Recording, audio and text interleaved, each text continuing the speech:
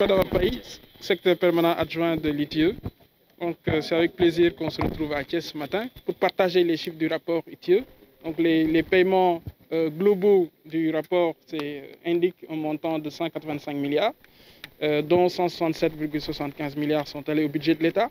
Et la contribution des entreprises thiessoises qui sont implantées dans la région de Thiès à cette contribution globale est de 66,7 milliards pour l'année 2020. Ce qui montre que Thiès, en termes de contribution et aussi d'opérations minières, continue à tenir cette place de première entreprise, de première région minière. Mais un aspect important qu'on a développé ce matin et qu'on a partagé en termes de résultats, c'est aussi cette manne financière réservée aux sous-traitants et fournisseurs de biens et services qui tourne globalement au niveau national à plus de 1116 milliards. Et dans ces 1116 milliards, les entreprises qui sont implantées dans la région de Thiès ont aussi dépensé un montant de 392 milliards.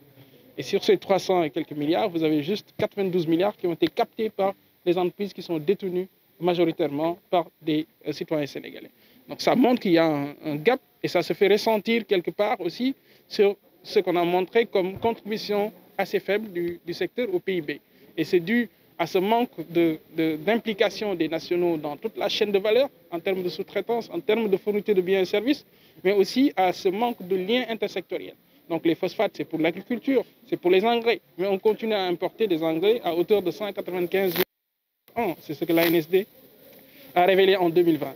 Et également, on a ce manque de liens intersectoriels. Par exemple, les tenues qui sont portées en mine proviennent notamment, la matière première, le coton, provient de l'agriculture. Donc ces liens doivent être repensés et développés pour être renforcés. C'est comme ça qu'on arrivera aussi à renforcer la contribution à l'emploi, à renforcer la contribution au niveau du PIB, de la création de richesses. Et c'est ce qui va se ressentir finalement comme bien-être au niveau des populations et comme développement durable également.